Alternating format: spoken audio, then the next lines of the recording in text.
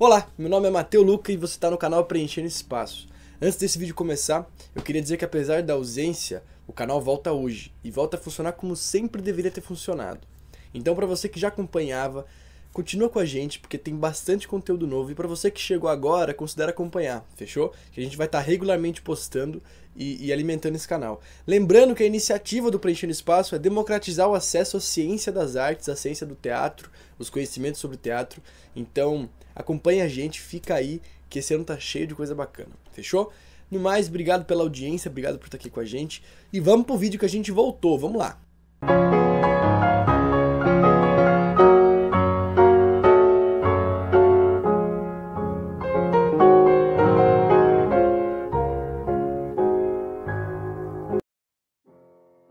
Cara, vamos retomar história do teatro europeu. Tô muito feliz de estar aqui e com esse tema, porque esse tema foi o tema que me despertou vontade por pesquisar lá na adolescência, quando eu fazia curso livre de teatro e meu professor uma vez falou assim pra mim: pô, esse tema é a sua cara. E aí eu comecei a ver coisas sobre, comecei a ler, não parei. Tô aqui até hoje, fiz faculdade, sabe, adoro estudar por conta disso. Acho que eu comecei ali a gostar de estudar. E eu fico muito feliz de estar trazendo para vocês. Então vamos lá. A gente estava no vídeo passado na Idade Média, tá? Então a gente tem a Idade Média que começa ali com o início do período bizantino, do Império Bizantino, perdão, né? E ali a gente tem o Imperador Constantino, então a gente cria Constantinopla. E aí quando, né, a queda de Constantinopla acontece, a gente surge com a Idade Moderna. Tá? Então a gente estava, o último vídeo, então convido quem não assistiu a assistir, pode assistir depois desse, não tem problema, tá? E acompanhe todos os outros, porque vai fazer todo um panorama histórico, então vai ser mais fácil para entender. Mas no vídeo passado a gente viu as manifestações culturais que aconteceram dentro do período da Idade Média. Aí termina a Idade Média e começa a Idade Moderna, então com a queda de Constantinopla a gente tem a Idade Moderna. Aí o que acontece, se você voltar aqui, ó, comigo, dentro da Idade Média, as produções culturais, as tradições teatrais que estavam carregando a sociedade da Europa, né, ao longo dos séculos, elas foram reprimidas por um Estado muito rigoroso, tá? Então, o que acontece? Esse Estado rigoroso, esse Estado tirano, que era movido pela igreja, e a gente tem aquela organização feudal e tudo mais, ele acaba reprimindo as produções científicas e culturais na Europa ao longo dos séculos, tanto que no vídeo passado eu falo sobre a dificuldade de encontrar vestígios teatrais diversos. A gente tem a mesma forma de produção nos mesmos lugares, tem os autos e tudo mais, mas são todos condicionados pela igreja para falar dos ensinamentos dogmáticos, né? Então você tem muita coisa condicionada ali ao longo de vários séculos. Quando isso cai, é abrir a porteira. Tinha artista para todo lugar fazendo um monte de coisa, mas não só arte, a ciência também. Então a gente vive um período de apagamento, um período de negacionismo, um período de cancelamento das produções, né? Tanto que a gente chama de Idade das Trevas, onde era tudo escuro, e aí depois a gente vai chamar de iluminismo, então aquilo que ilumina, aquilo que encontra. Todas as ciências, sejam elas humanas, exatas, biológicas e tudo mais, elas são todas reprimidas por um Estado e elas vão ser liberadas depois. Então, tanto o assunto do vídeo de hoje como alguns próximos vão se referir a esse período, porque tem muita coisa acontecendo ao mesmo tempo em vários lugares, tá? Então é como se você tirasse uma trava e falasse, mano, agora pode ir. E aí a gente tem surgimento de novas teorias, a gente tem surgimento de novas ciências, de novos entendimentos do mundo, de novas linhas filosóficas e de novas linhas teatrais, novas linhas artísticas. Então na pintura, na escultura, na arquitetura, a gente vai ter mudanças, a gente vai ter revoluções acontecendo. E no teatro não é diferente, tá? Só que o vídeo de hoje se restringe apenas a um gênero teatral, tá? Um gênero que aconteceu na Europa, em alguns lugares, predominantemente nas regiões que hoje formariam o que a gente chama de Itália. A gente vai ter a comédia dell'arte. Cara, eu adoro a comédia dell'arte, que eu acho assim, não sei, me atiça muito de saber como era estudar, ver coisa.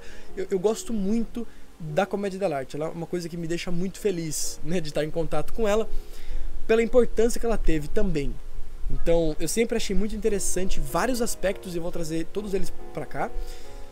Mas acho que o que mais me deixa feliz é a importância que a comédia dell'arte teve para a sociedade na época e para as revoluções culturais, tá?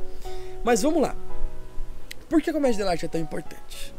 A comédia dell'arte, como tá no nome, comédia, é um gênero do teatro cômico. E aí, se você relembra lá do teatro grego, a gente tem um vídeo sobre a tragédia e um vídeo sobre a comédia grega, né? Essa ideia de comicidade, de cômico, vem desse lugar. Depois a gente vai passar pro mimo, e a gente tem o mimo helenístico, a gente tem o mimo dentro de Roma e tudo mais. Tem tudo isso aqui no canal. Essa ideia de cômico vai ficar nas produções teatrais, né, dentro da Europa, e vai reaparecer agora.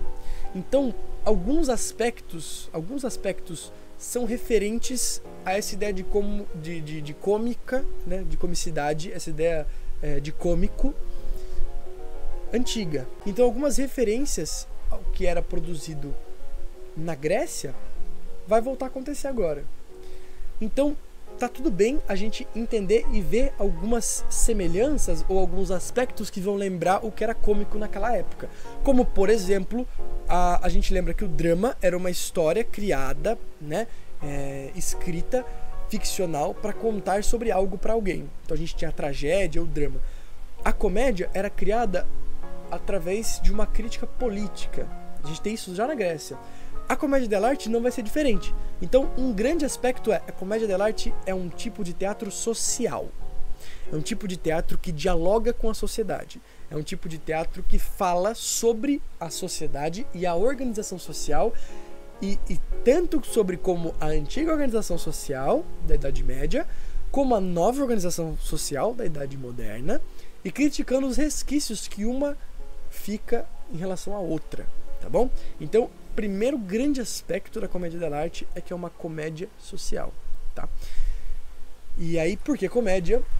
Por conta dessas tradições de um gênero naquela época que falava sobre política, falava politicamente, né? Politicamente, e também na Grécia sobre política, mas politicamente sobre a sociedade, era relacionado com a comédia, né?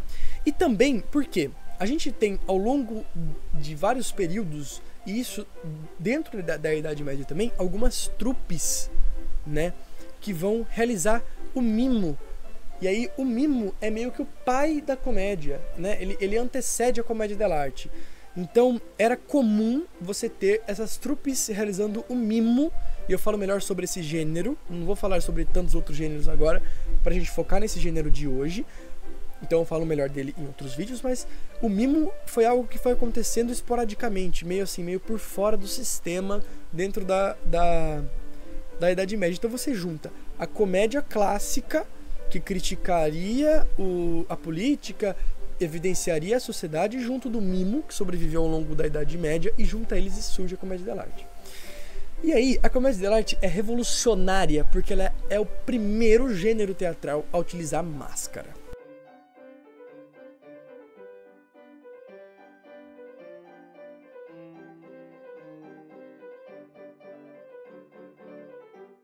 Sim, eu não estou dizendo da máscara física. A comédia dell'arte usava máscara física também, mas o que eu estou dizendo são as máscaras sociais, tá?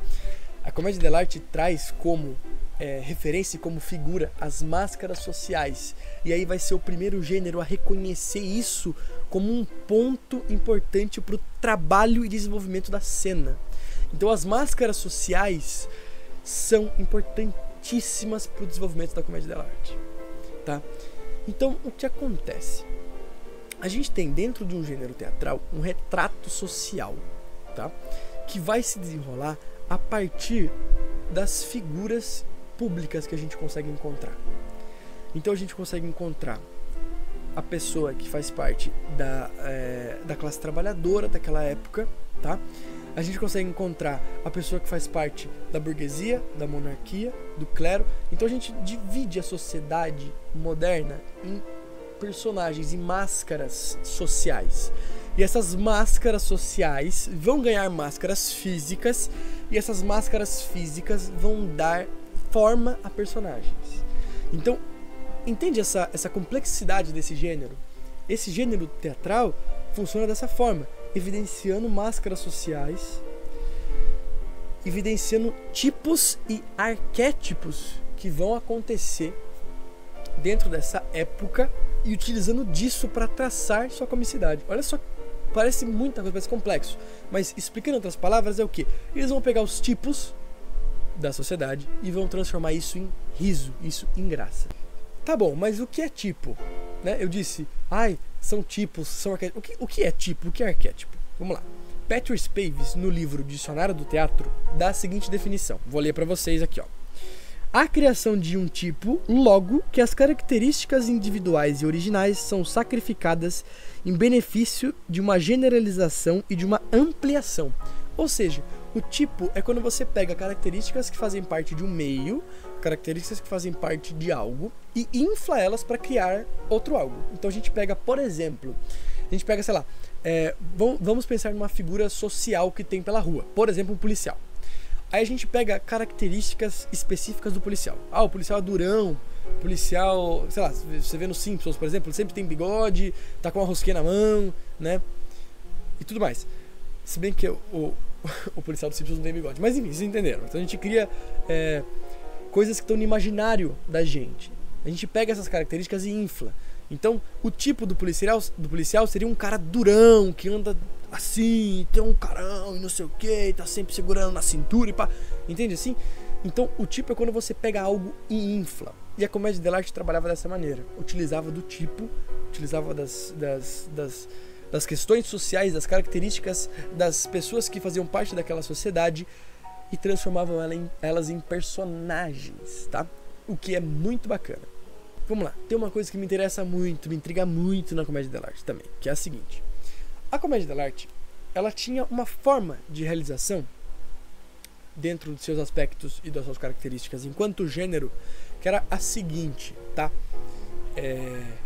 A gente não tinha texto a ser seguido, né? Então você não decorava um texto e ia embora, você não decorava uma sequência de ações, uma sequência de coisas e ia pra cena. Era improvisado. Esse improviso sobre a comédia dell'arte é fruto de muitas discussões, de muitos estudiosos, antropólogos e tudo mais que vão investigar o teatro nessa época, mas o que tem pra gente é que era o seguinte: era ensaiado, só não tinha algo decorado. A gente só não tinha começo, meio e fim bem definidos. Calma que eu já vou explicar isso melhor. No sentido de ter uma narrativa reta com acontecimentos. Lógico que era uma estrutura linear, né? Então ela começava e terminava. E eles sabiam onde eles tinham que chegar. Só que como eles iam chegar, não era importante. Então eles ensaiavam, eles desenvolviam o exercício cênico entre eles. Mas não era importante fala por fala, por exemplo. Ou a ordem das falas, tipo, você fala primeiro, eu falo primeiro. O importante era eles mostrarem o que eles estavam querendo mostrar. Então a gente tem essa objetividade muito presente dentro desse gênero. Então é um gênero bem objetivo. Então eles tinham as figuras sociais, eles transformavam elas em tipo, materializavam essas máscaras sociais em máscaras e figurino, compunham gestos e tinham jeitos de falar. Mas você não tinha uma ordem bem estabelecida que seja necessária para a realização desse tipo de cena. Você sabia o que você queria falar, como você queria falar e sabia como queria terminar. Mas não era, sabe, ensaiado. O Cesare Molinari fala nesse livro História do Teatro, ele fala bem assim: a comédia dell'arte é como se fosse uma banda de jazz. São excelentes músicos, eles ensaiam, mas eles tocam. Entendeu? É tipo improvisado em cima de algo, sacou? Então é improvisação, era um jogo de improviso em cima de algo. Então você tinha personagens bem estabelecidas, você tinha uma fluidez que deveria ser respeitada, uma trajetória e uma crítica. Mas para além disso, você não tinha necessidade de ter um roteiro, não tinha necessidade de ter uma dramaturgia estabelecida. E poderia acontecer em qualquer espaço. Então acaba sendo um gênero muito abrangente e podendo acontecer de tantas formas que ele acaba sendo muito democrático. Então o povo que não tinha acesso à educação nessa época conseguia entender e conseguia acompanhar. Diferentemente de algumas execuções que aconteciam na Idade Média, que eram muito complexas, encomendadas pelo Estado e escritas de forma muito quadrada ou muito bem elaborada, que iam distanciar o povo. Não. Apesar deles não terem começo, meio e fim escritos, fala escrita, deixa escrita, gesto, rubrica, eles tinham um contato direto com o público muito bem feito. Então você que ia assistir, você sabia sobre aquilo que ia se tratar, porque você reconhecia os tipos e você reconhecia o que estava acontecendo. Então esses elementos são geniais. Outras características legais são as máscaras, as roupas e as personagens.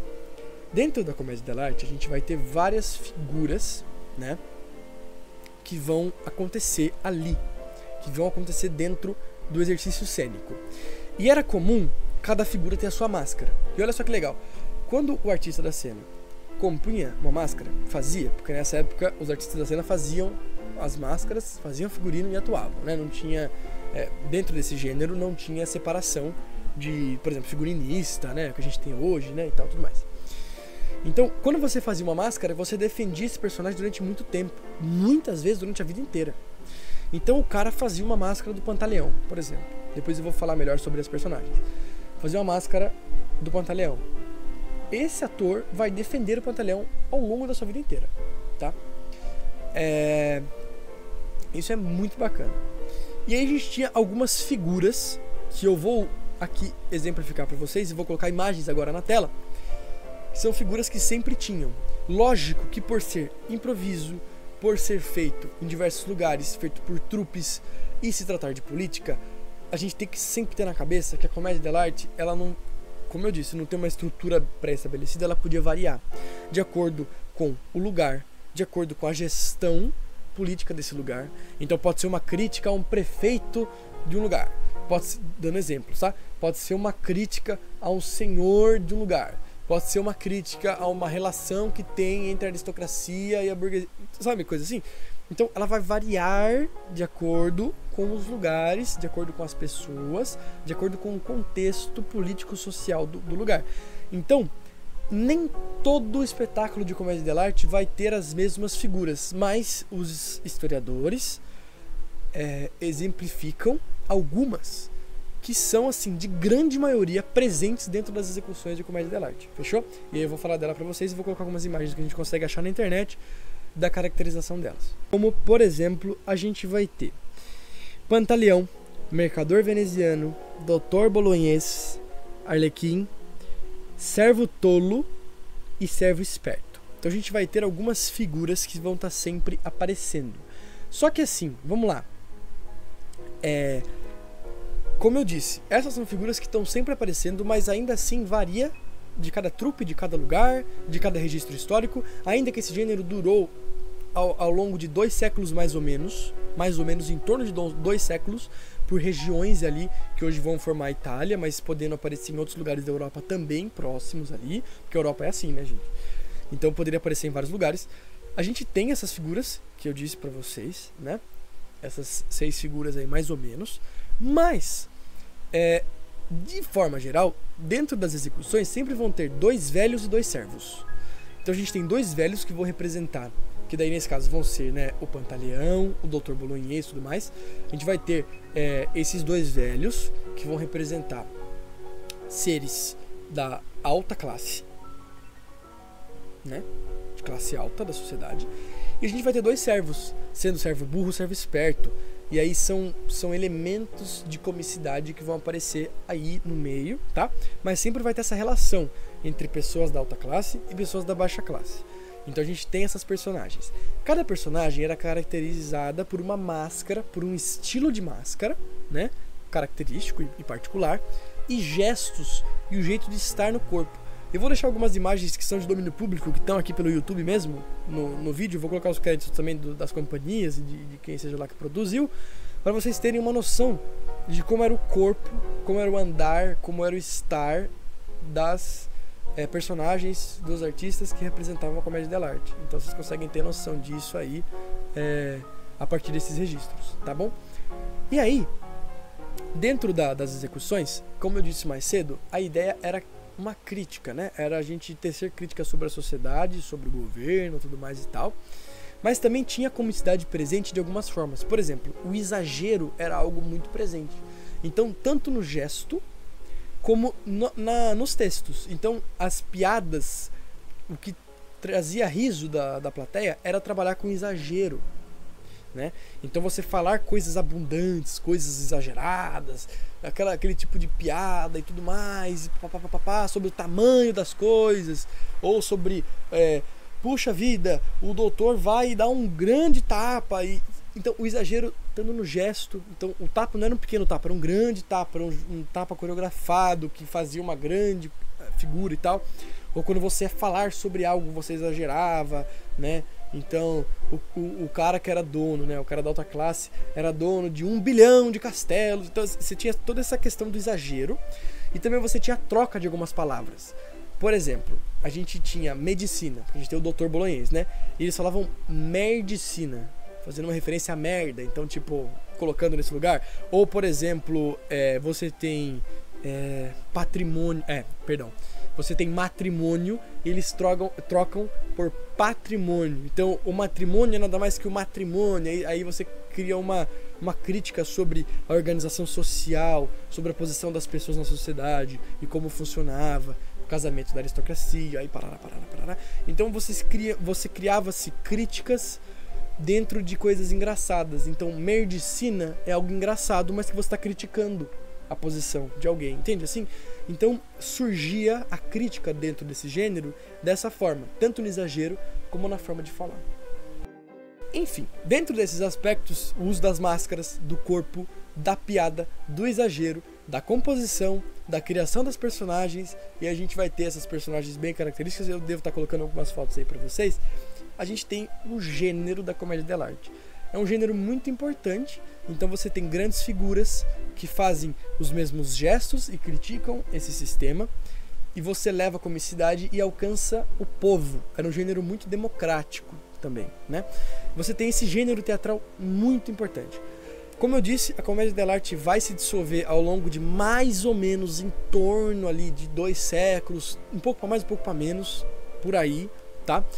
E vai dar origem a outras coisas, alguns elementos do que a gente vai ver lá na frente depois surgindo dentro do circo, da palhaçaria ou da própria nova comédia. Algumas produções teatrais que vão acontecer, alguns gêneros que vão surgir, vão sofrer de influência da comédia dell'arte. Então, ela é revolucionária, porque ela surge num período revolucionário, traz ideias, trabalha com figuras sociais, trabalha com máscaras, trabalha com tipos, estereótipos, arquétipos sociais e vai dar origem a outras coisas. Então, resumindo, é mais ou menos isso. A gente tem um gênero novo que revoluciona a história do teatro, critica, tem um papel social e político e além de tudo é engraçado e vai dar o pontapé inicial para outras formas de fazer teatro. Eu espero ter te ajudado, espero que você tenha gostado do conteúdo de hoje. Manda para aquela pessoa que você sabe que vai gostar e que está precisando assistir, e porque a nossa missão é difundir o conhecimento científico do teatro. Fechou? Aguardo vocês no próximo vídeo. Qualquer dúvida é só deixar nos comentários e tchau.